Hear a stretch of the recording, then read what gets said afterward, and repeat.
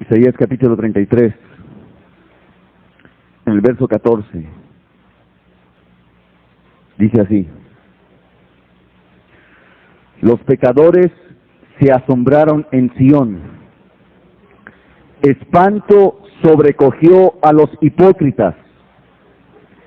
¿Quién de nosotros morará con el fuego consumidor?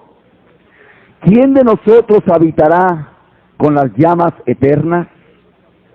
Voy a volver a leer. Los pecadores se asombraron en Sión, espanto sobrecogió a los hipócritas. ¿Quién de nosotros morará con el fuego consumidor? ¿Quién de nosotros habitará con las llamas eternas? Padre, en el nombre de Jesús, trae de tu espíritu claramente y alumbra el corazón. En el nombre de Jesús, amén. El texto nos está hablando de pecadores que están asombrados en Sión. Voy a explicar qué es Sión. Sión es el pueblo de Dios, o lo que se dice ser pueblo de Dios. En aquel tiempo eran los judíos. Ahorita es lo que se le llama la iglesia de Jesucristo.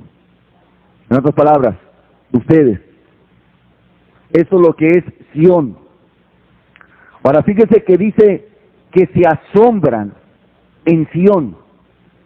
Está hablando de pecadores escondidos en la iglesia que se asombran, que les causa un asombro, dice el texto. Ahora, no es cualquier asombro, nos dice que es un espanto. En la palabra hebrea ahí es un temor que causa temblor.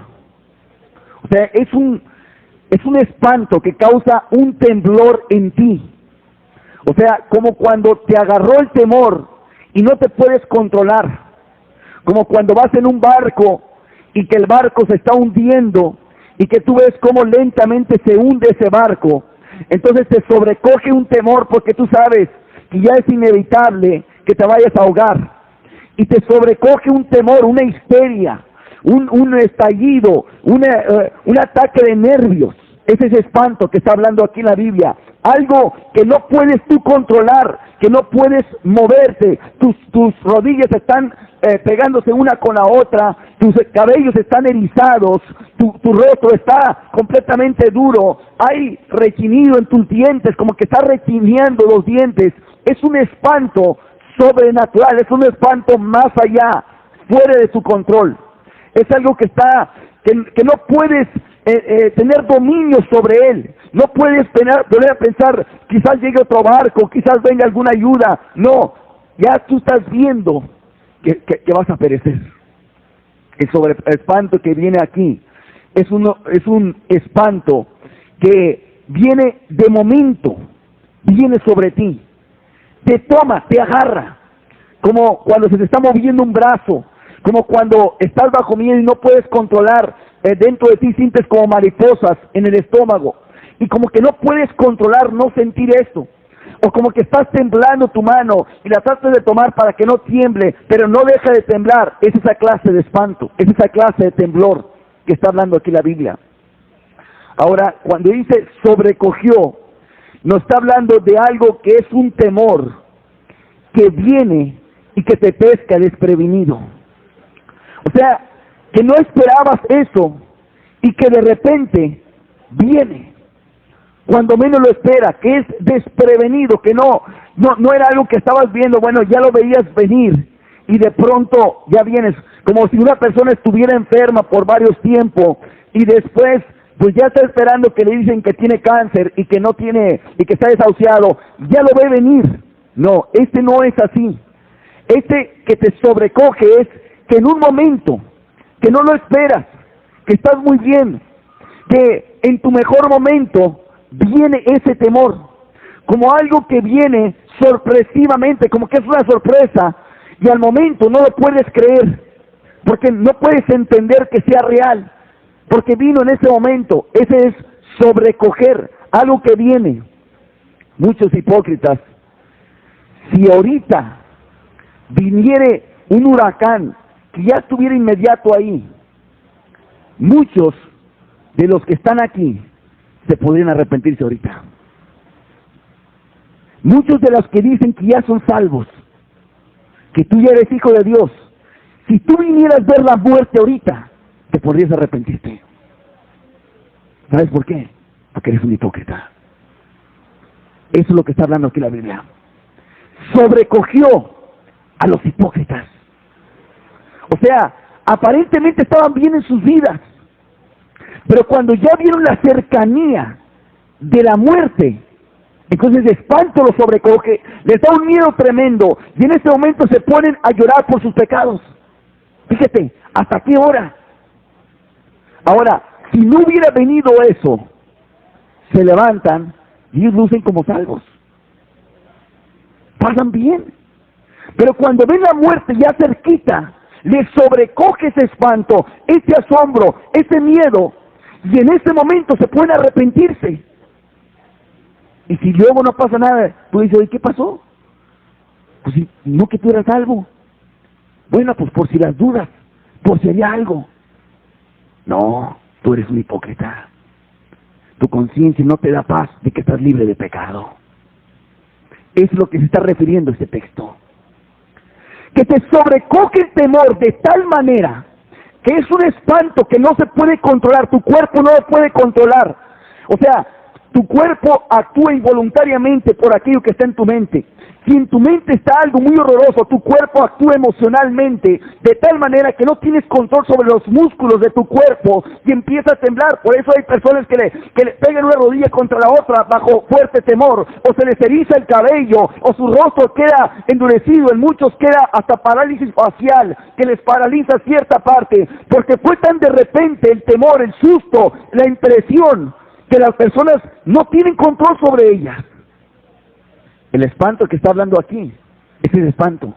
En otras palabras, ven ellos venir la presencia de Dios, como si viniera ahorita la muerte en este momento, y tú vieras que ya no te vas a morir, y tú que te pasabas por un salvo, por un hijo de Dios, te pones a arrepentirte.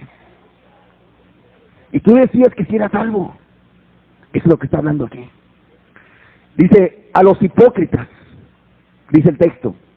¿Quién es un hipócrita?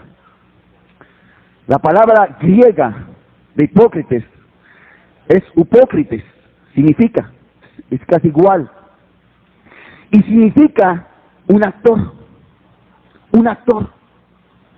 Un hipócrita es un actor. Los actores griegos y romanos usaban unas máscaras mientras actuaban, y la razón de las máscaras es que ellos usaban un dispositivo mecánico que hacían que su voz se oyera más fuerte, pero para que no vieran el dispositivo mecánico, usaban la máscara, y entonces la voz se oía muy fuerte, y todos los que estaban viendo aquel teatro podían escuchar la voz de ellos. De ahí viene la palabra hipócritas, porque esas personas se le llamaban upócrites. Entonces, de ahí viene la palabra hipócritas. Entonces, un hipócrita es alguien que hace un papel. Alguien que está actuando un papel. Un hipócrita en el cristianismo es alguien que está haciendo el papel de Cristo. O sea, imagínate que tú estuvieras haciendo el papel como artista de Cristo. ¿Qué haces? Ves el papel de Cristo. Ves, de pronto se presenta en la escena donde Él tocó al hombre paralítico. Y ves, y tratas de estudiar el papel, cómo estaban los ojos de Cristo cuando estaban tocando al paralítico, cómo estaba la cara de Cristo cuando iba a tocar al paralítico, cómo estaban sus sentimientos, su actuación. Empieza a estudiar cada parte del papel, de ese pasaje, y de pronto se acerca y toca al paralítico e impresiona a los que están afuera, de tal manera que dice, oye, te hace llorar, te conmueve. ¿Qué hace un artista? Conmueve. Entonces, el que hace el papel de Cristo está actuando todo. Ahora fíjate, un artista actúa de todo corazón, con todas sus almas, con todas sus fuerzas, con todo su ser, haciendo el papel. ¿Sabes cuál es la diferencia? Que cuando se acaba el ensayo, es el mismo. Es el mismo. Sigue siendo el mismo. Nomás ahí estaba haciendo el papel de Cristo. Y cuando lo ven afuera, si alguien actuó como de Cristo, lo ven afuera, la gente que no lo conoce, todavía se le acerca a tocarlo, porque fueron impresionados por la película, y entonces se quedaron impresionados y creen que hay algo divino. Y no saben que es un artista que le pagaron por hacer ese papel. Pero fíjate, actúa de todo corazón en todo lo que hace. Por ejemplo, cuando le estaban pegando a Cristo, si tú estabas haciendo el papel de Cristo, en ese momento estás padeciendo y no dices nada, porque estás jugando el papel de Cristo. Y en esa parte, Cristo no se defendió. Cuando lo abofetearon, no se defendió, y no hablaba, y no decía nada. Cuando lo estaban azotando, si tú te toca hacer el papel de Cristo, tú recibías los azotes en tu espalda, y lo actúas también, sufriendo todo, padeciendo todo, ahí en el momento. Pero termina el momento, y ahí en tu casa llegas, y te hacen cualquier cosita y te enojas. ¿Sí te fijas? Eres un artista nomás. Eres un artista. Estás jugando el papel de Cristo. Eres un hipócrita. Realmente. Y lo haces de todo corazón que impresiona a cualquiera. Ustedes ven a los artistas, sacan lágrimas a la gente. Le sacan lágrimas. Y hay hasta el mejor Oscar, el Oscar a la mejor actuación. ¿Y qué es? Aquella persona que actuó perfectamente, lo más apegado al papel, que conmovió a toda la audiencia de tal manera que la audiencia quedó impresionada con la realidad. Un artista hace el papel real, lo hace tan real que es cuando te saca lágrimas, porque tú sabes bien que estás viendo una película y que es mentira la película, y como algo que es mentira saca lágrimas. ¿Cómo conmueve a la gente? ¿Cómo causa emociones? ¿Por qué si tú ya sabes que es mentira? ¿Sabes por qué? Porque lo actúan tan real que parece verdadero. Y se te olvida en ese momento que es una mentira la película, porque lo actuaron muy real. Y entonces por eso saca lágrimas. Se te olvida en ese momento que no es real, que es una mentira, que es solamente la imaginación de un escritor actuada por artistas, por buenos artistas, y en ese momento estás tan metido que se te olvida que es imaginario. ¿Por qué? Porque el artista actúa bien real, que tú ya se te olvidó que es la imaginación, y solamente estás viendo al artista y te saca lágrimas, y lloras, y lloras. ¿Por qué? Una buena actuación del papel. Ese artista actuó con todo su corazón, con toda su alma, con todo su ser, puso toda su vida en el papel que estaba haciendo. Pero claro, al terminar la película, es el mismo. ¿Ok? Eso es lo que es un hipócrita. Eso es lo que son muchos de ustedes. Jueguen el papel de Cristo. Lo hacen re bien. Están ahí cuando están orando, parece que de veras están conmovidos, como Cristo estaba conmovido. Cuando se puede leer la Biblia, la leen como si realmente quisieran así. Cuando a veces hablan a otra persona, parece que es el mismo Cristo que está hablando a través de ustedes. Así, actúan tan bien el papel, que pues, difícilmente uno no cree que no eres cristiano.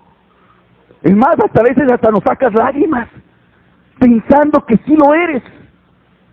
Pero de pronto, se acaba el papel, y llegas a tu casa, y ves un detallito, y caes, y pecas, y eres el mismo. ¿Qué pasó contigo? Estabas jugando el papel nomás. Estabas haciendo el papel de Cristo. Tú no has cambiado la razón de tu vivir. ¿Cuáles son las evidencias de un hipócrita? ¿Cómo sabes que eres hipócrita? ¿Por qué hay que hablar de evidencias de un hipócrita? Porque el hipócrita llega a un punto en que se llega a engañar él mismo. Se llega a autoengañar, que él mismo se cree su mentira. Por eso hay que sacar evidencias para mostrarle, sacarlo de la mentira de que no eres. La primera evidencia es que no son constantes en sus deberes con Dios. O sea, 2, 3 semanas oran y después ya mengua su oración. No son constantes. ¿Por qué? Porque no tienen una verdadera carga por la gente, por los pecadores, por los perdidos. O sea, entonces de pronto pues mengua, porque realmente no hay nada en sus corazones, no está el corazón de Cristo, está la actuación de Cristo. Como el artista, nomás ora mientras está la película, pero no es constante. Cuando se termina la película, ya vuelve a hacer lo mismo, después de 6 meses o 1 año que dure la filmación. Parece que está bien, pero pasa el tiempo y ya es el mismo. Así también, los hipócritas no son constantes en sus deberes con Dios, en la oración, y sus oraciones son inconsistentes con la realidad. Por ejemplo, sí oran por los pecadores, pero no testifican, no les hablan. ¿Por qué? Es inconsistente realmente. O sea, si está pidiendo con mucha carga que se salven, pues qué raro que no les hable. Si de veras es tu necesidad que les hables, que se salven, ¿por qué entonces no les adviertes del peligro que se van al infierno? Si te fijas, luego solamente es un disfraz de religiosidad. Es todo lo que es. No son constantes en testificar, en hablarle a la gente, porque realmente no está en su corazón el pensar en los demás y el advertirles de un peligro que les va a pasar cuando se vayan al infierno. No está en su corazón eso. ¿Qué otra cosa? Son inconstantes en los ayunos. Ellos no están por Dios. Hacen el ayuno solamente para cuando tienen que usarlo como una vestimenta para impresionar gente de que son de Dios. Para eso es el ayuno de ellos. En sus diezmos y en sus ofrendas son inconstantes. A veces lo dan, a veces no lo dan, a veces hasta sacan préstamos de ahí. O sea, porque realmente no están por la obra, están por lo de ellos. Por eso son hipócritas, están actuando solamente. ¿Qué más? De labio lo honra, pero no se ve el efecto en la práctica. O sea, su alabanza es de labios. Ahorita tuvimos que nomás cantar 2 cantos porque no estaba el espíritu, no podíamos alabar. Tuvimos que frenarle, porque otra vez se ve como que nomás estaba cantando así, pero no estaba viéndose la realidad de lo que estábamos cantando. Pues hay que parar, porque Dios se contrista. Entonces de labios lo honra, pero el efecto de que realmente estés cantando a Cristo al hablarnos no se ve en la práctica de las vidas. O sea que lo que tú cantas parece que suena muy hermoso, pero cuando tú practicas, oye, si de veras quisieras así Cristo, pues no lo ofendes en las cosas que haces. Entonces quiere decir que una cosa es lo de labios honras, pero tu corazón está muy lejos de Dios. ¿Por qué? Porque no practicas ese amor que tú profesas tenerle a Cristo en tus cantos.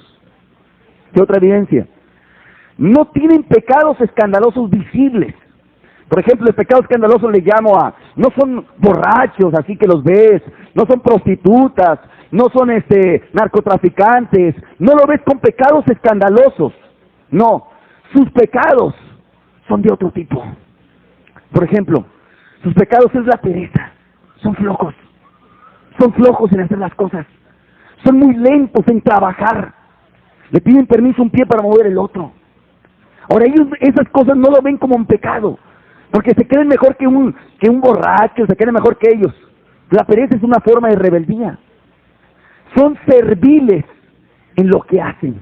O sea, una persona servil es uno que sirve al ojo. O sea, busca quedar bien con la persona, con el jefe. Son serviles en cuanto a que le echan más ganas si le pagan más. No dan el 100% en lo que hacen, pero si le pagan más, entonces sí lo da. O sea que se esfuerza más. Son serviles. Esos son lo que es la rebeldía. La rebeldía es que no quiere hacer las cosas de lleno, de corazón, a menos que tenga un fuerte motivo. Y el fuerte motivo no es que su jefe se lo pida, no. El fuerte motivo es su bienestar, su dinero, que le den dinero. ¿Qué otros pecados se ven en ellos? Enojos. Son fáciles de enojar. Ellos no lo ven como un gran pecado. No saben que todas las guerras empiezan por enojos. Todas las guerras empezaron ahí. Y si tú estuvieras en una posición así, empezarías una guerra. Y muchas guerras en tu casa empiezan por tus enojos. Se enojan fácilmente, tienen envidia.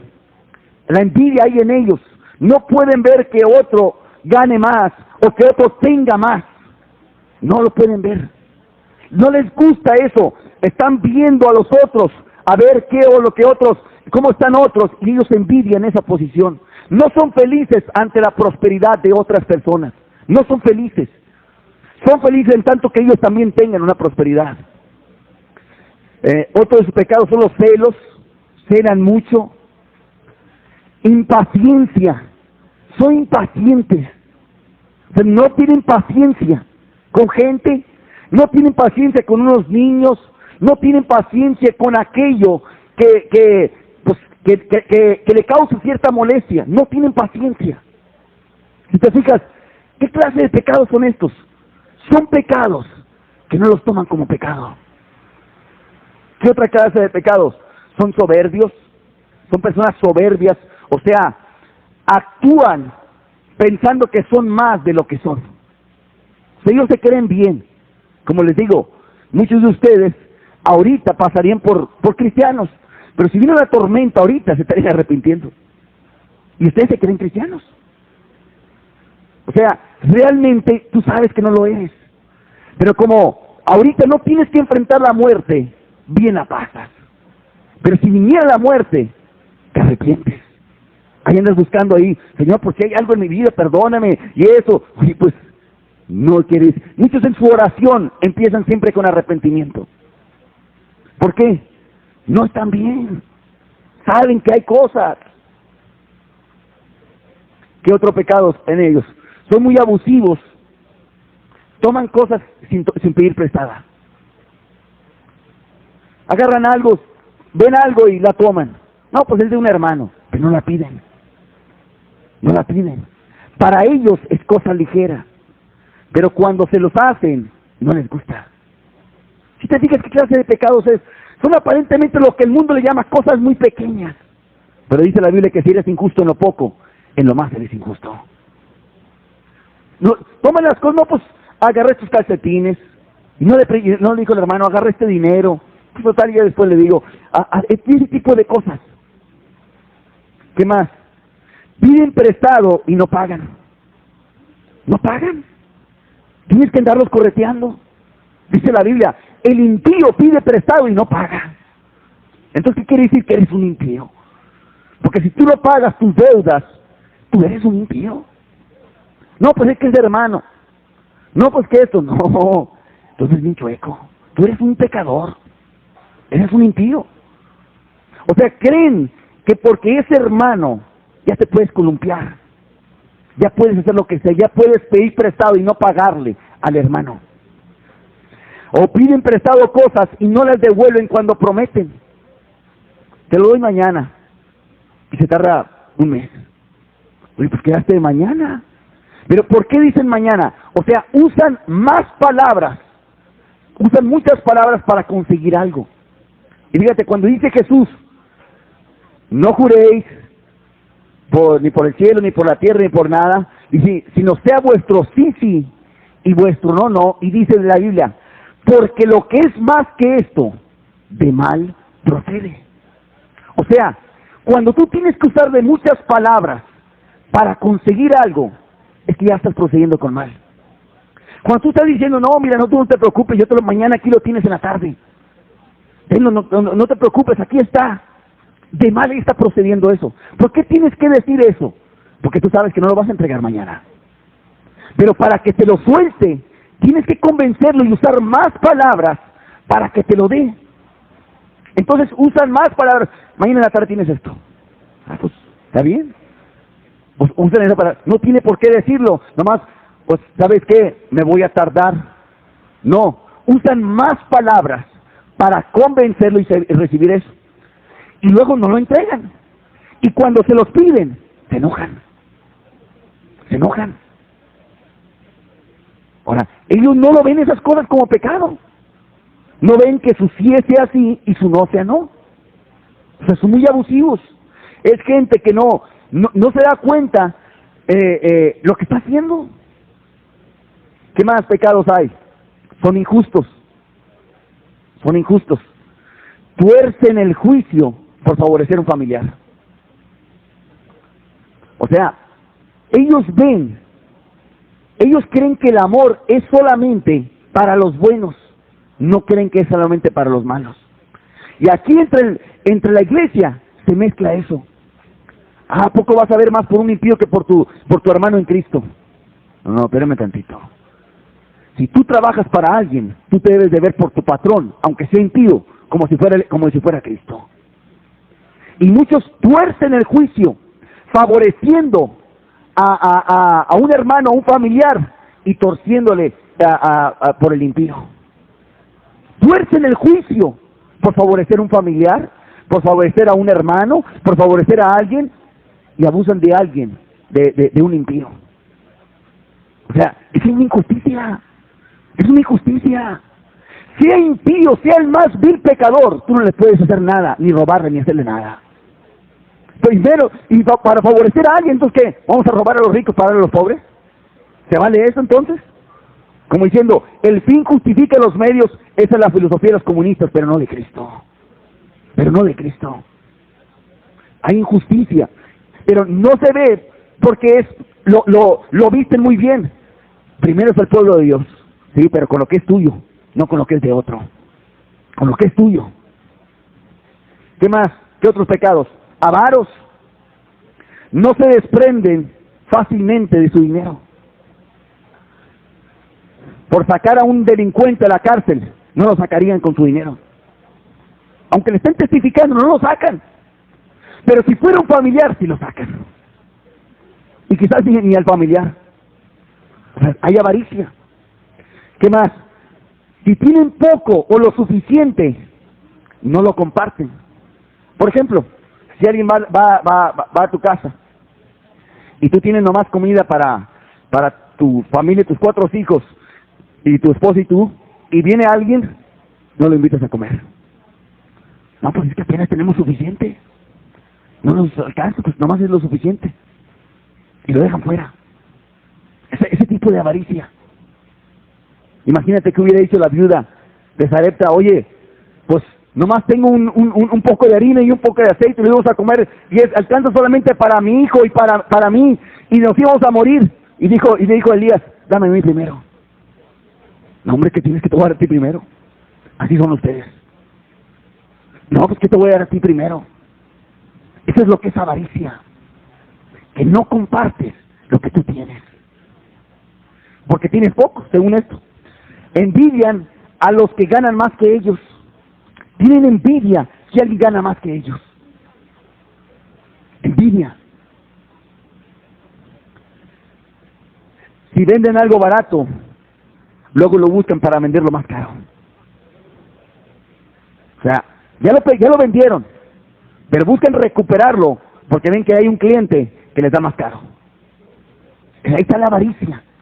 Oye, tú ya te deshiciste de eso, ya no es tuyo. Pero la avaricia entra a querer más. ¿Qué otro tipo de pecados?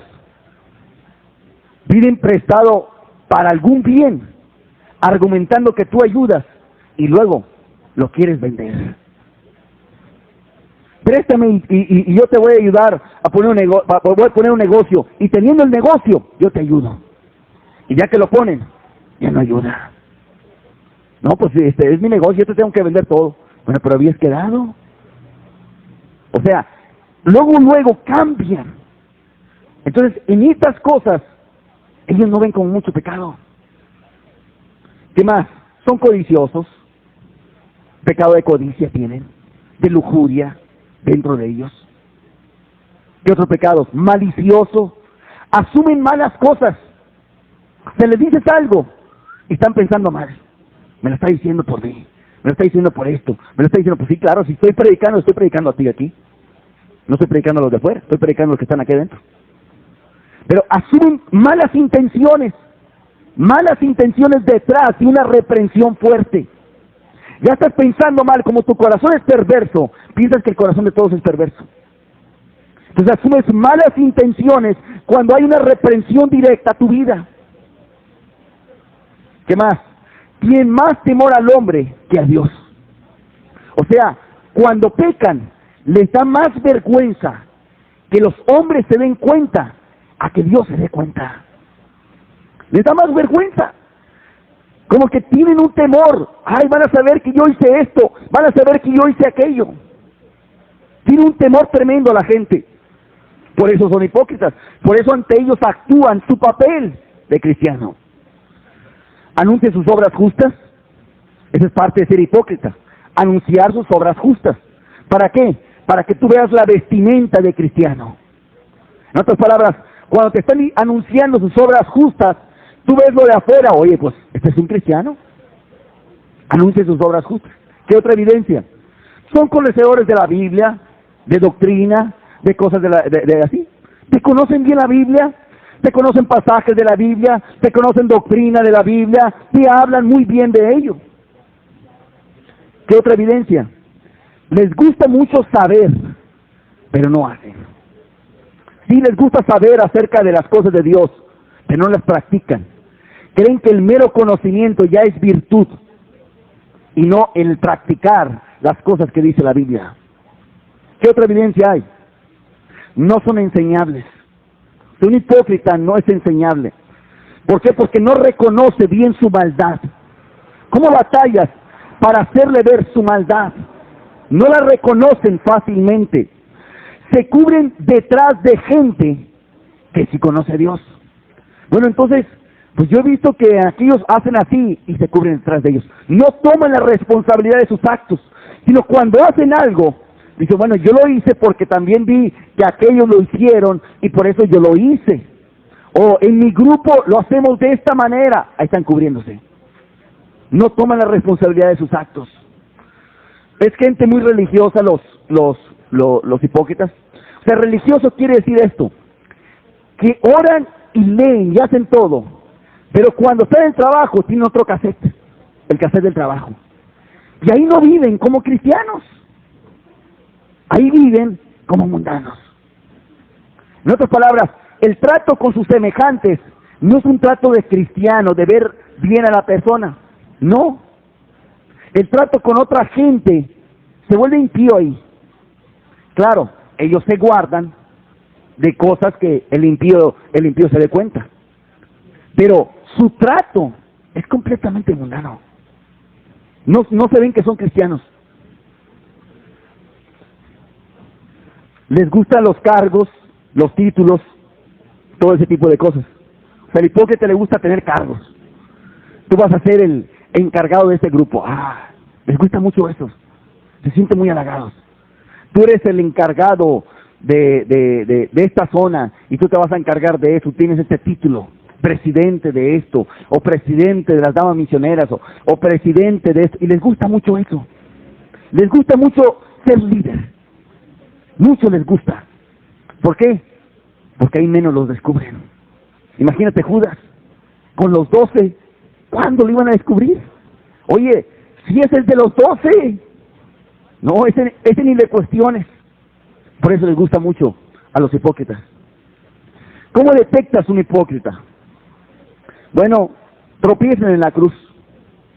O sea, a ellos no les gusta sufrir por causa de Cristo. Tropiezan en la cruz. Cuando hay algo que tienen que pagar, algo que tienen que sufrir, algo que tienen que perder, algo que tienen que padecer, hasta ahí llegó su cristianismo. Ahí para. Sí, van a testificar todo lo que sea, pero cuando ven que, oye, pero hay que comprarle al hermano una despensa, ahí ya tropezaron, pues no tengo dinero. O hay que sacarlo de la cárcel, pues voy a ver quién le consigue. Ahí tropiezan. O ven que hay un par de zapatos, pues vamos a ver, aquel hermano tiene dinero, vamos a pedirle a aquel hermano. Él ya tropezó ahí. Él no se hace cargo de otro. Tropieza luego en la cruz. Cuando se necesita levantarte más temprano, o trabajar, o poner fuerzas, o esforzarte por algo, ahí ya no lo hacen ellos. Hasta ahí llegaron. No les gusta molestarse. Ese es un hipócrita. Que eso se molestaba mucho, dijo hasta el día tiene 12 horas. ¿Qué otra? ¿Cómo lo detectas? Sus oraciones son sin consistencia. no son consistentes en la oración. Les voy a explicar esto. O sea, oran por pecadores, pero no les hablan. No les ven por ellos. Piden por ayuda de la iglesia, pero ellos no ayudan. Ellos no lo hacen. Pero sí oran por eso. Sí oran por eso, pero la carga no está en ellos, nomás la pura oración. ¿Qué otra cosa? ¿Cómo lo decís? Siempre están llenos de excusas por no servir a Dios. Siempre tienen algo, una buena excusa de no haber servido a Dios o haberle fallado a Dios. Pues es que a lo mejor no tenía la luz, no sabía yo eso, a lo mejor me faltó instrucción. Bueno, entonces no es culpa tuya. O sea, siempre tienen excusas para su pecado. No son como David, pequé contra Jehová. No que, pues es que mira, pues no fui a la guerra y pues me quedé aquí y estaba recién levantado. Oye, pues cualquiera que viera una mujer desnuda, pues fuera a caer. O como Esaú, oye, pues venía muerto de hambre, fui a cazar y estuve viajando y caminando y no cacé nada y aparte vengo más cansado y cansado me encuentro un plato de lentejas muy sabroso que me apetece. Pues ¿cómo no iba a vender la primogenitura y tomar el plato? Ay Dios, ¿cómo tú no entiendes estas cosas? Así son, se cubren siempre tienen una buena excusa cuando pecan. Hablan frecuente lo que ellos hacen, no lo que Dios hace. O sea, cuando hablan las cosas, las hablan de tal manera que te quieren decir una cosa.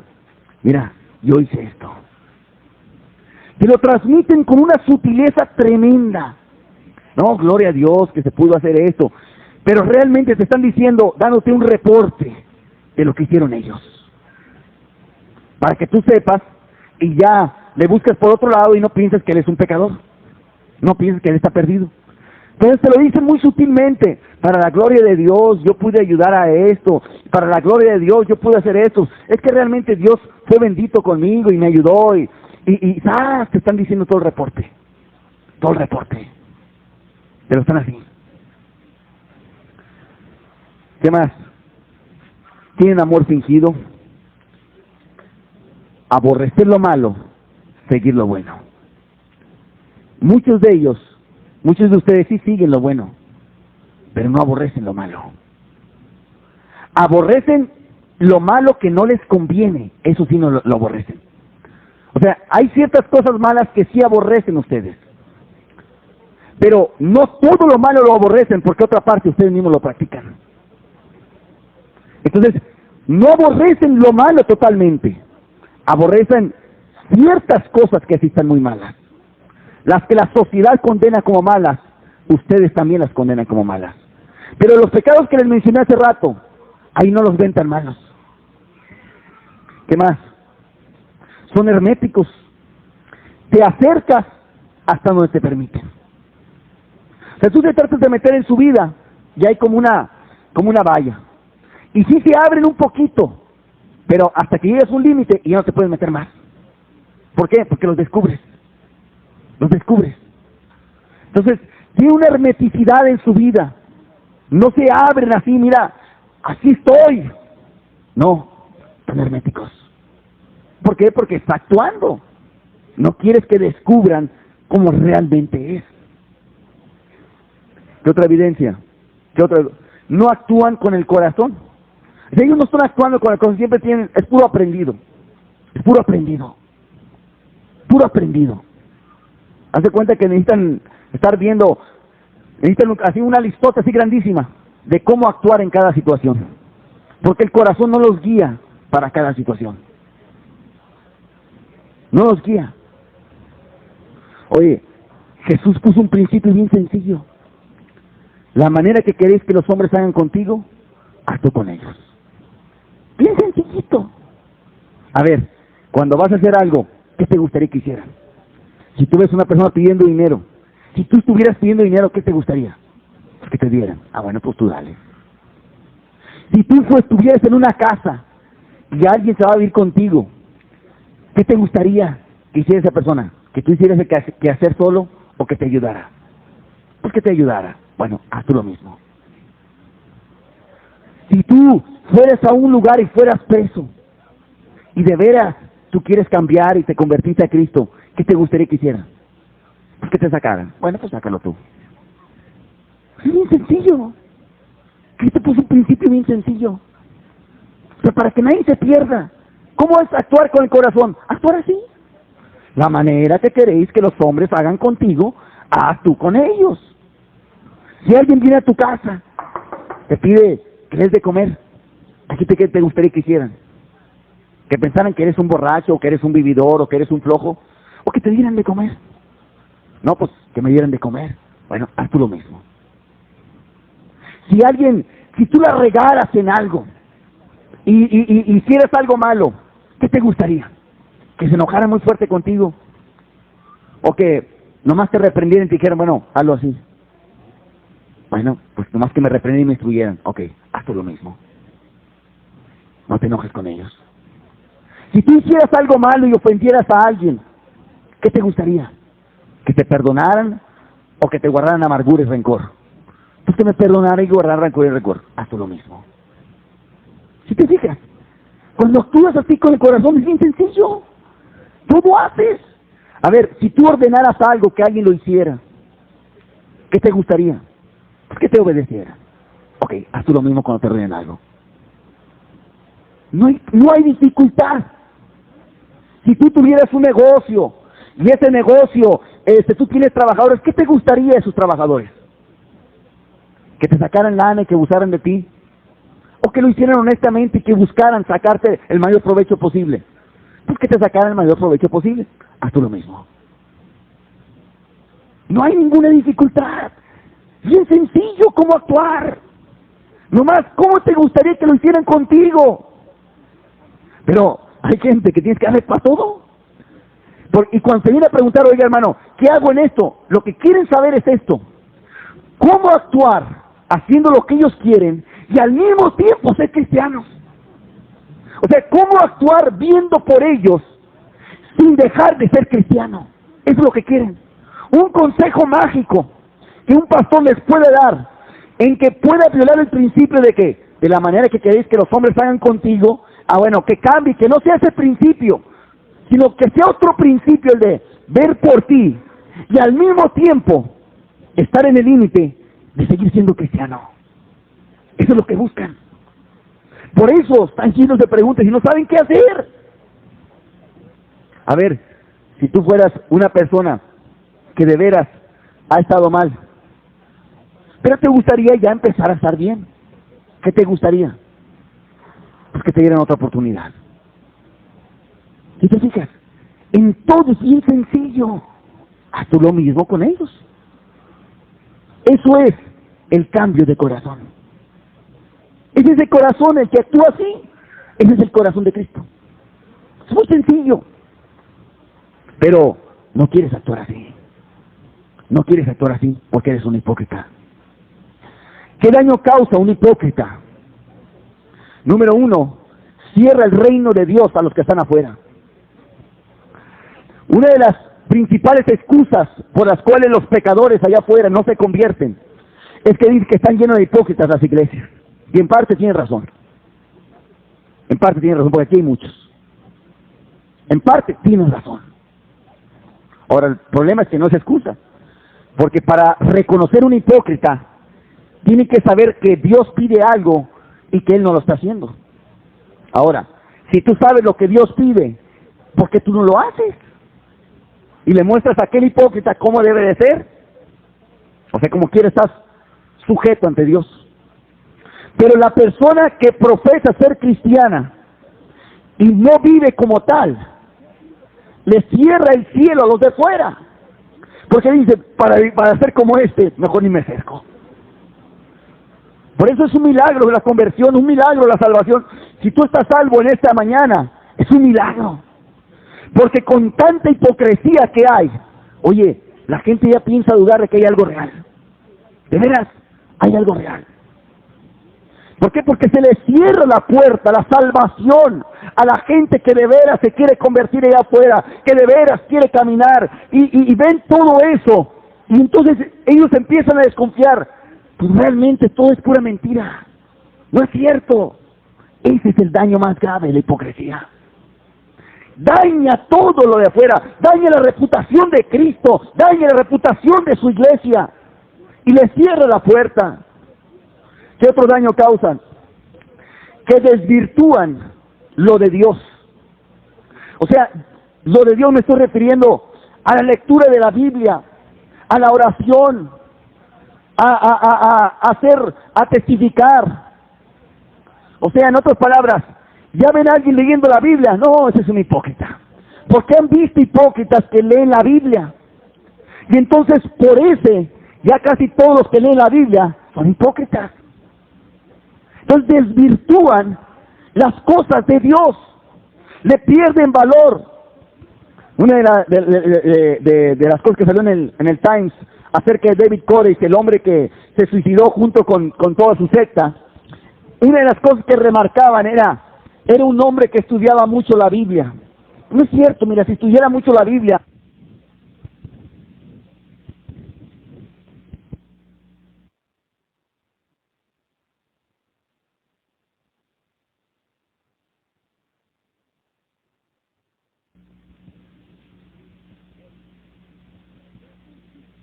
pero desvirtúan lo de Dios. Es que oraba mucho, y porque oraba mucho, por eso se pasó así. No es cierto. Dios no oye la oración de los pecadores, dice la Biblia. O sea, el orar mucho y leer la Biblia no te hace malo. Es imposible. Ahora, el malo es la persona que lo hace. El malo es la persona que lo hace. Entonces desvirtúan lo de Dios. Te voy a enseñar más o menos lo que es desvirtuar algo. Hay profesiones que están desvirtuadas. Por ejemplo, hay empleados de gobierno que han desvirtuado el ser un empleado de gobierno. Entonces, de tal manera que cuando a una persona honesta es empleado de gobierno, lo acusan de vividor, de ratero, de todo, aunque él no lo sea. ¿Por qué? Porque está muy desvirtuado que los empleados de gobierno roban. Entonces ya está desvirtuado esa profesión. ¿Qué otra cosa? El ser abogado.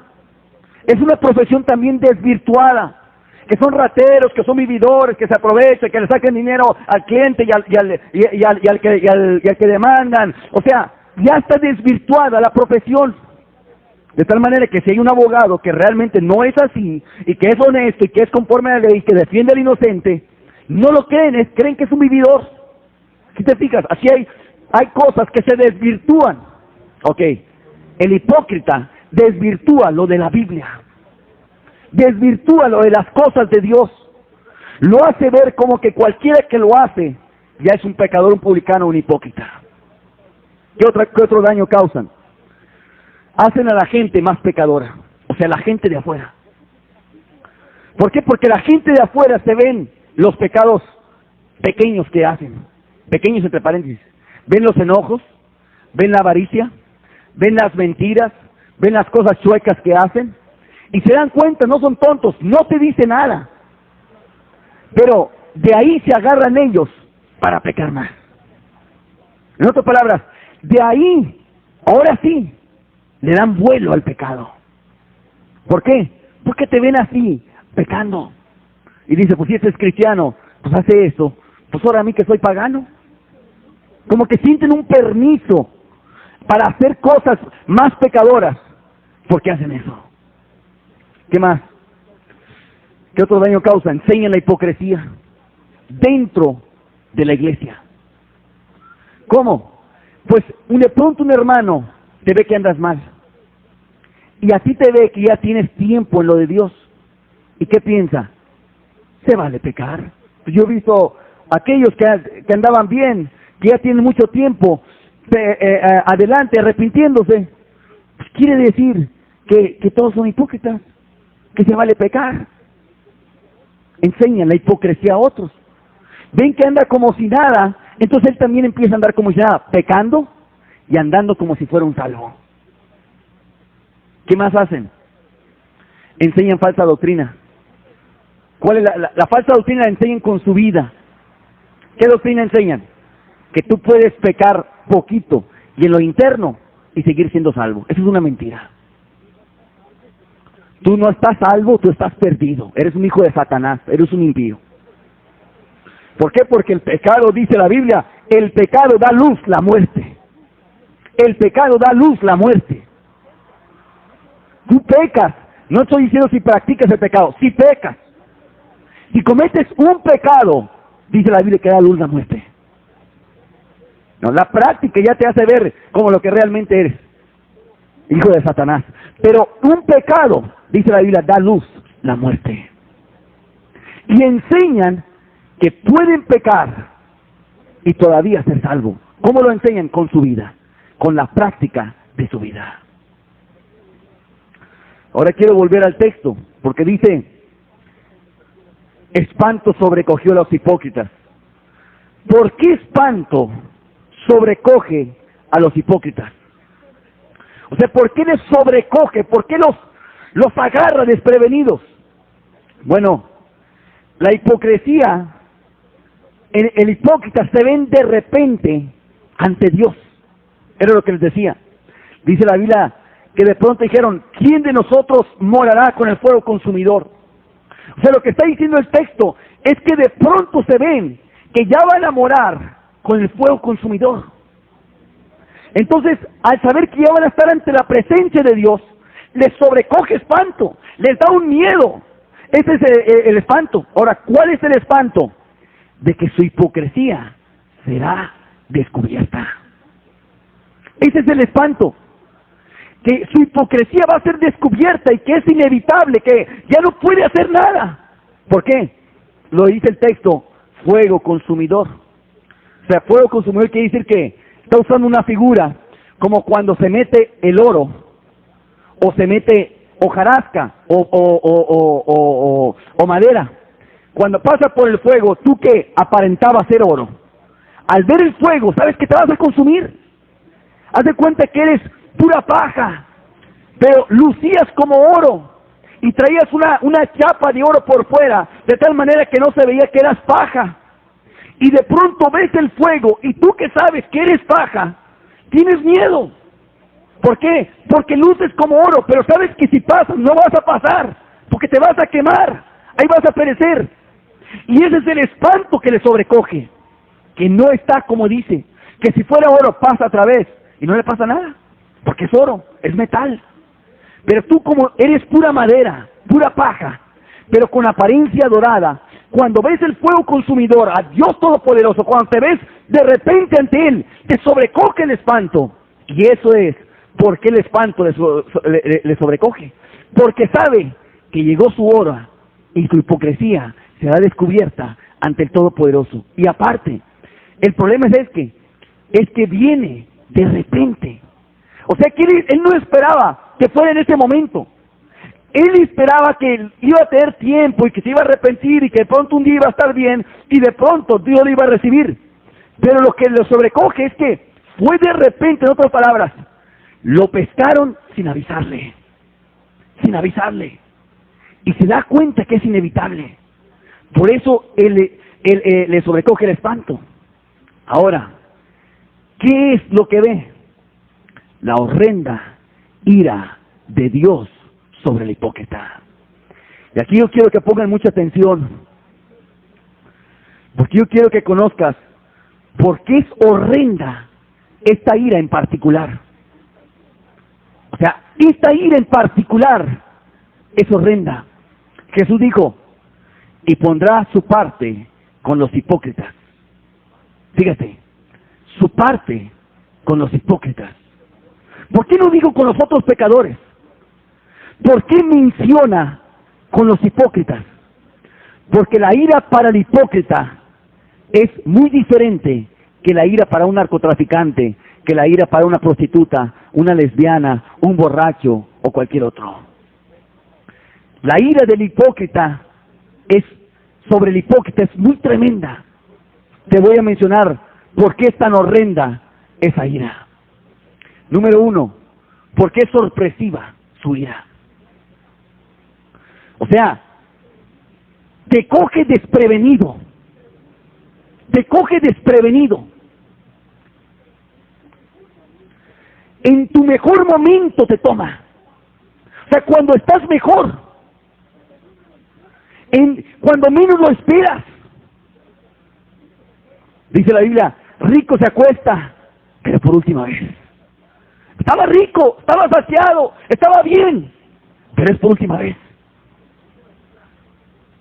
Dice la Biblia, cuando digan paz y prosperidad, de repente vendrá destrucción repentina.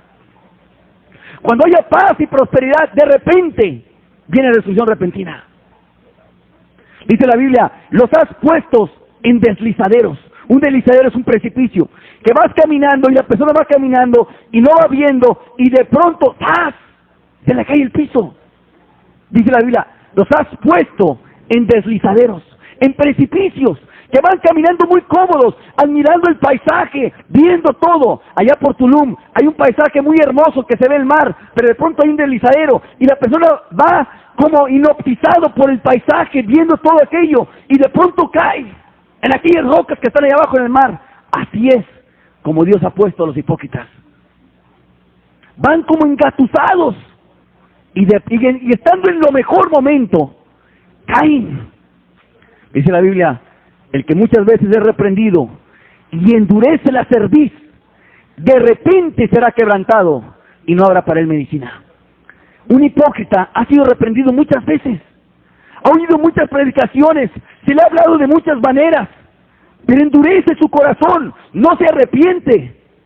Entonces, ¿qué dice la Biblia? De repente será quebrantado. Y luego dice, no habrá para él medicina, no habrá segunda oportunidad, se acabó. Ahora, ¿por qué lo hace así sorpresivo Dios? Por esta razón. Porque a ti te duele más cuando mejor estás que cuando siempre has sufrido. Pon tu mano en un hielo. Toma un hielo. Y luego toma algo que nomás esté tibio y se te va a hacer como que está riendo. ¿Por qué? Porque tu mano está muy fría. Y de pronto tomas algo que nomás está tibio, que no está caliente. Y lo sientes muy caliente. Pero si la tomas la mano, tomas por ejemplo el asa de una taza de café, cuando se acaba de servir el agua hervida, no lo sientes tan caliente. Con la mano natural ahorita, con el calor natural. Pero cuando has enfriado la mano y de repente tomas esa misma taza, lo sientes como que está ardiendo. Cuando tú has sufrido mucho y de pronto sufres más, no lo sientes tanto. Cuando siempre has sido pobre y te llega una mayor pobreza, no lo sientes tanto. Pero cuando has sido rico y nunca te ha faltado nada y llegas a una tremenda pobreza, lo sientes mucho. Ok, por eso Dios lo hace sorpresivo, para que te duela más. Por eso te digo que es muy horrenda esta ira. Es una ira muy diferente que Dios no da a cualquiera, nomás se la da a los hipócritas. O sea, Dios lo hace, te eleva tanto, para que desde arriba sientas más la caída. Es lo que hace Dios. ¿Qué más tiene esta ira?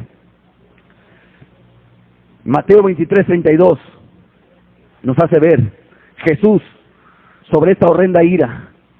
Nos habla Jesús claramente. Ahí está hablando de los hipócritas, que son fariseos, gente religiosa.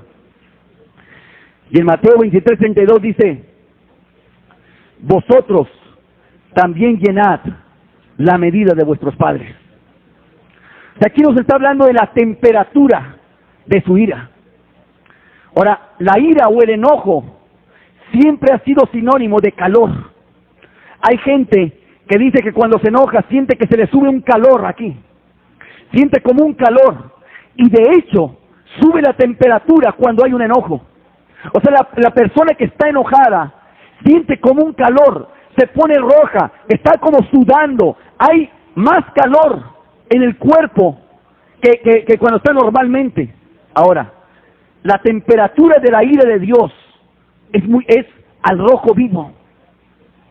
Cuando dice la Biblia, llenad la medida de vuestros padres, lo que significa es esto, que Dios te deja pecar, te deja. En otras palabras, te deja que tú sigas en tu hipocresía. ¿Sabes para qué? Para que llenes la medida, llenes hasta cierta medida, cuando colmas la paciencia de Dios. O sea, imagínate a alguien que ya le colmaste la paciencia, se enoja más. Pero si no le has colmado la paciencia, si está tranquilo, no es tanta la ira, nomás es tranquilo. Pero cuando ya colmaste la paciencia, ya es mayor la ira. Entonces lo que Dios hace es que llenes la medida para que le colmes la paciencia a Dios y Dios sentirse más airado sobre ti. Es muy particular esa ira.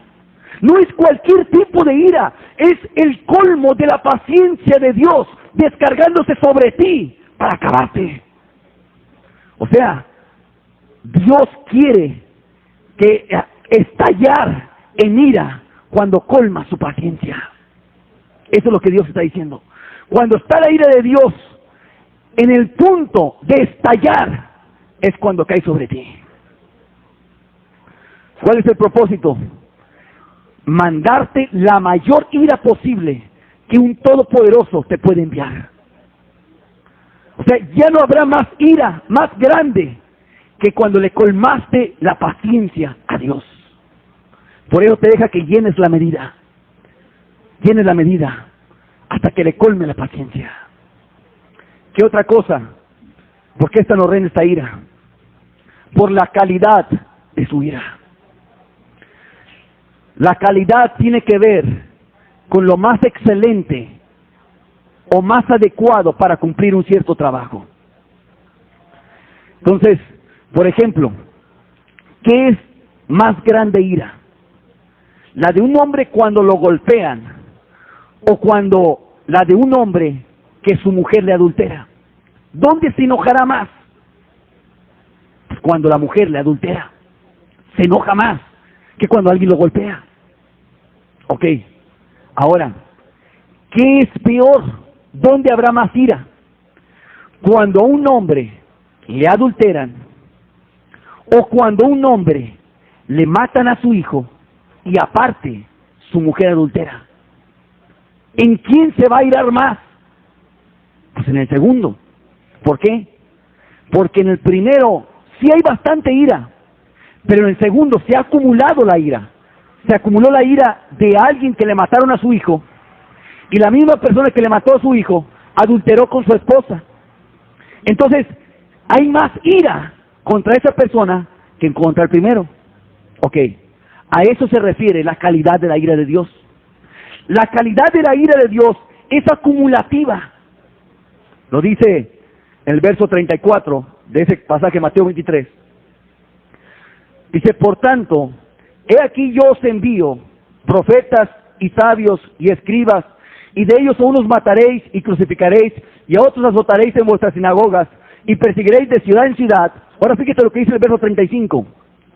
Para que venga sobre vosotros toda la sangre que se ha derramado sobre la tierra, desde la sangre de Abel, el justo, hasta la sangre de Zacarías, hijo de Berequías, a quien matasteis entre el templo y el altar. Ahora fíjate una cosa, ellos no conocieron a Abel. Aquí está hablando de Abel 4,000 años antes. 4,000 años antes. ¿Qué es lo que hace Dios? Acumula toda la ira desde Abel hasta el día presente de ellos. Ahora te voy a explicar qué es acumular la ira. Cada vez que a Dios le tocan a uno de sus santos, Dios se enoja tremendamente. O sea, dice la Biblia que el que toca a sus santos, a sus hijos, es como el que le tocaran la niña de sus ojos. Entonces, haz de cuenta que Dios se enoja tremendamente cuando alguien toca a alguno de sus hijos. Imagínate la ira de Dios contra Caín cuando mató a Abel. Hay una cierta ira de Dios, así, grande, porque mataron a Abel. Ahora, ¿a qué se refiere con que acumula? Bueno, imagínate la ira de Dios porque mataron a Abel. Luego, súmale a esa ira, la ira que Dios tuvo cuando mataron a Isaías, el profeta. ya es la ira de Abel más la ira que sintió cuando mataron a Isaías. Ahora, imagínate cuando mataron después no solo a Abel, a Isaías, sino a otro de los profetas. Ya es la ira de Abel más la ira que sintió contra Isaías, cuando mataron contra Isaías, más la ira que sintió contra ese otro profeta. Imagínate la ira que Dios sintió cuando mataron a este sacerdote Zacarías. Es la ira de Abel, más la ira que sintió contra los que mataron a Isaías, más la ira que sintió contra los profetas, más la ira que sintió contra los que mataron al sacerdote Zacarías. Imagínate la ira que sintió Dios cuando mataron a Juan el Bautista. La ira de Abel, más la ira de los que mataron a Isaías, más la ira de los otros profetas, más la ira contra el que mataron a Zacarías, más la ira que sintió cuando mataron a Juan el Bautista. Imagínate la ira que sintió cuando mataron a Jesús, su hijo. La ira contra Abel, la ira contra Isaías, contra los que mataron a Isaías, los que mataron a otro profeta, los que mataron a Zacarías, los que mataron a Juan el Bautista, más la ira de aquellos que mataron a Jesús. En otras palabras, todos los santos que han pasado, cuando mataron al apóstol Pablo, cuando mataron al apóstol Pedro, cuando mataron a Mateo, cuando mataron a los mártires, cuando mataron, ¿qué es? La ira de ellos, más la ira del otro, más la ira del otro, más la ira de otro, suma todas las iras. Y es la ira que vendrá sobre ti. En otras palabras, es como una bola de nieve que la soltó Dios cuando mataron a Abel. Y desde ahí ha venido rodando por más de 6,000 años, viene rodando la bola de nieve, sumando todas las iras de Dios, hasta que llega al día de hoy, a tu vida. Y no solamente es una ira acumulativa, sino que es de la más hiriente, porque es en venganza. Tú sabes que cuando una persona tiene venganza, es más cortante, más hiriente esa ira.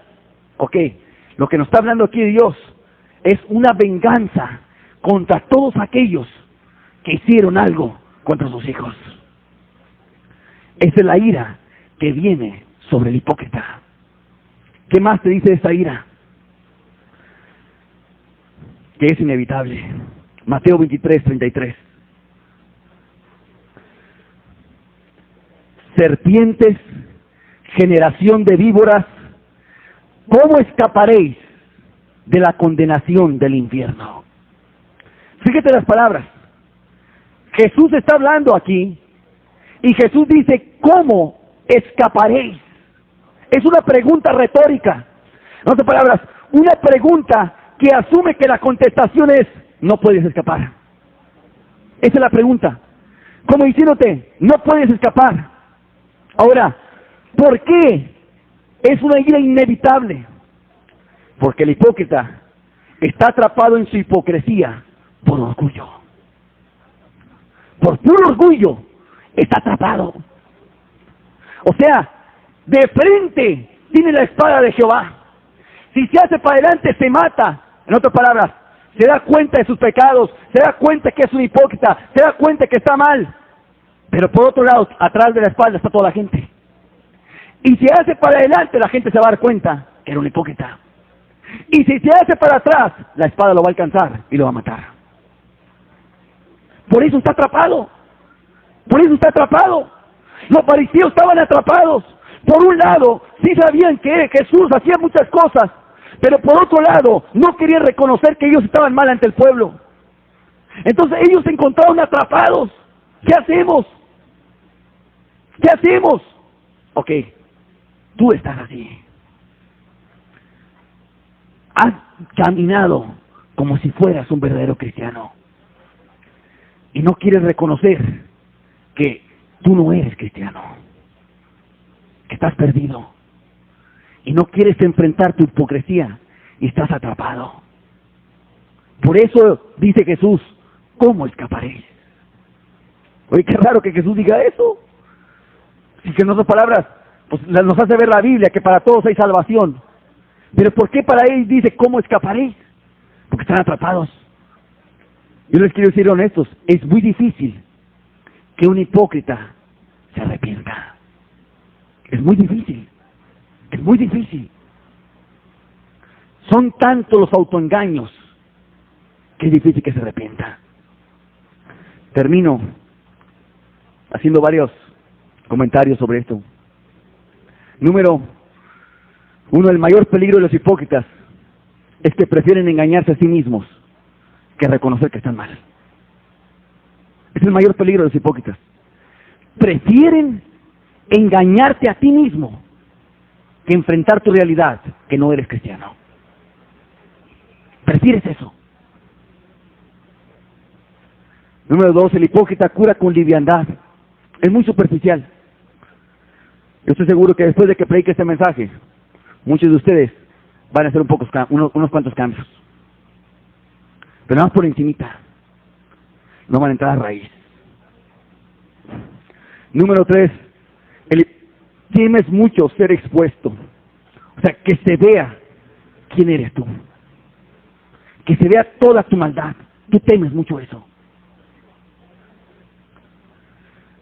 Estás lleno de justicia propia, lleno de cosas que tú haces para justificarlas como, mira, pues no soy tan malo. Tratas de poner sustitución de tus buenas obras por aquellas obras malas que tú haces. El hipócrita ha contristado mucho al Espíritu Santo. Mucho. O sea, el Espíritu que te quiere convencer que eres pecador, lo contristas tratándote pasar como un verdadero cristiano, cuando no lo eres. No salen rápido, porque no ven que están muy mal. O sea, cuando pecan no salen rápido, porque no ven lo mal que están. Ven nomás la superficie, no entran, no alcanzan a ver lo podrido que están. El hipócrita no quiere ser hipócrita, no es que dice, voy a ser hipócrita. No dice eso, sino que lo que él quiere es ser cristiano. Pero lo que no quiere es caminar, hacer las cosas de un cristiano. Tropieza. O sea, no crees que está premeditado pensando, yo voy a ser un hipócrita. No, no es así. Lo que está viviendo, pero no está viviendo conforme a la Biblia. Los hipócritas, como no tienen mucha luz, no salen de su hoyo. O sea, el espíritu que te hace ver toda tu maldad, no lo tienen. Y no pueden ver qué tan perdidos están. Por eso su arrepentimiento es muy superficial. El hipócrita tiene otro problema. No distingue entre la ofensa a Dios y la restauración de Dios. O sea, mezcla las dos cosas. Una cosa es que Dios restaura y perdona. Pero otra cosa es que tú hayas pecado contra ese Dios. Ahora, el hipócrita lo único que le interesa es restaurar, estar bien con Dios. Pero no le interesa, hace caso omiso a su ofensa a Dios y a la iglesia. O sea, lo que le interesa es, ya estoy bien, ya estoy salvo. Pero no pone el énfasis, oye, espérame tantito, pecaste contra Dios, pecaste contra su iglesia, ofendiste a su pueblo, ofendiste a Dios, no es cualquier cosa. Inmediatamente ellos están viendo su restauración, ya quiero estar bien, ya quiero no sentir condenación, ya quiero estar bien, espérame tantito, ponte a analizar lo que hiciste. Y no ven eso. Creen que pecaron contra cualquier T8, creen que pecaron contra cualquier borracho, contra cualquier policía, creen que pecaron contra cualquier hombre, creen que ofendieron a cualquier persona. Espérame tantito, estás pecando contra Dios. Es contra el Todopoderoso. No ves eso tú. Tú nomás te preocupas en ya estar salvo, en restaurarte, en salir de tu hoyo, pero tú no estás viendo que estás pecando contra Dios. No tienes ningún temor de Dios. El hipócrita desafía a Dios, como diciendo, ¿crees que no lo ves? ¿Crees que Dios no te ve? Lo desafías, estás caminando en tus pecados, ¿crees que Dios no se da cuenta? Se burla de Dios y de sus juicios, se burla de lo que es Dios, se burla de lo que realmente Él es, su santidad, su pureza. Se burla de la palabra, se burla del espíritu de intercesión que hacemos para que haya el espíritu aquí. Se burla de todo eso. Cree que su maldad no será descubierta. Cree que nunca te vas a dar cuenta de lo que hiciste.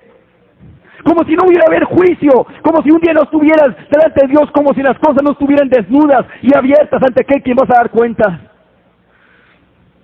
Buscas más manipular a Dios con tu arrepentimiento. Eso es lo que quieres. Ya lo dejo de hacer y ya está bien. Como la mujer adúltera que limpia su boca y dice, no he hecho maldad. Ya ahora sí ya estoy bien con Dios. Manipular a Dios, ya me arrepentí, ahora sí ya dame el perdón. Exiges un perdón, no ruegas por él. No ruegas por un perdón. No vas ahí como la mujer ahí, tirada ahí, no merezco nada. No, estás exigiendo. ¿Y por qué Dios no va a perdonar? Si ya me arrepentí. ¿Y por qué esto? Abusas de la paciencia de Dios. Por eso sigues siendo hipócrita. Porque estás abusando de que Dios es paciente. De que Dios es paciente, de que Dios sabe contener la ira hacia ti. Y tú te abusas de que Dios contiene su ira sobre ti. Le quieres ver la cara a Dios. Le quieres ver la cara. Le quieres ver la cara tú a Dios. La restauración viene a ser muy lenta para ti, porque está muy endurecido el corazón. Y Dios ha retenido su influencia del Espíritu sobre ti. 70 años le costó al pueblo de Israel estar en Babilonia. Sí, la restauración fue muy lenta. Fue muy lenta. Y muchos de ustedes es lenta, porque están muy endurecidos. Cuando yo era chico, en la primaria donde yo asistía, había un salón de clases. Y en la parte de atrás habían puros vidrios, que por este lado se veían como espejo. Y servía para que cuando un maestro nos daba clases, se metían los supervisores y los directores allá atrás a ver la manera en que nos comportábamos y cómo daba la clase el maestro ese. Nosotros sabíamos que había gente allá atrás, que aunque no los veíamos nosotros, porque se veía como espejo, sabíamos que ahí estaban atrás, porque sabíamos que se metían, pero no sabíamos cuándo salían. Entonces nos portábamos bien. A veces se salían ellos y nos quedábamos pensando que ahí estaban todavía y nos portábamos bien. Después descubríamos que no había nadie, y así había veces de que se metían los maestros atrás y nosotros pensábamos que no había nadie y nos comportábamos así, haciendo todas las cosas, y de pronto descubríamos que nos estaban viendo todo lo que hacíamos a través de ese vidrio que era como espejo. Tú no te das cuenta que Dios ha estado viendo a través de ese vidrio todo lo que tú has hecho aquí en la tierra. Todo lo que tú has hecho, todas tus intenciones. Qué difícil es la salvación para los hipócritas. ¿Qué más te puedo decir?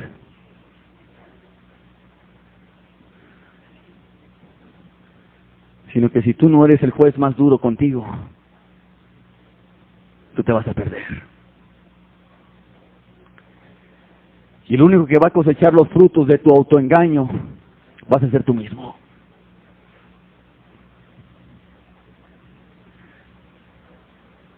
El más sorprendido del engaño no vamos a ser nosotros, sino tú mismo. Cuando espanto te sobrecoge en aquel día y caigas bajo esa horrenda ira de Dios, que es muy distinta a cualquier otra.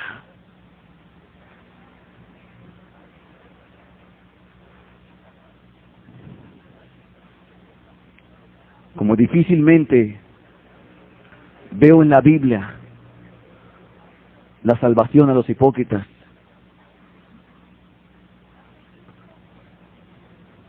y el arrepentimiento para ellos, a menos que ellos se aboquen de lleno a un verdadero arrepentimiento.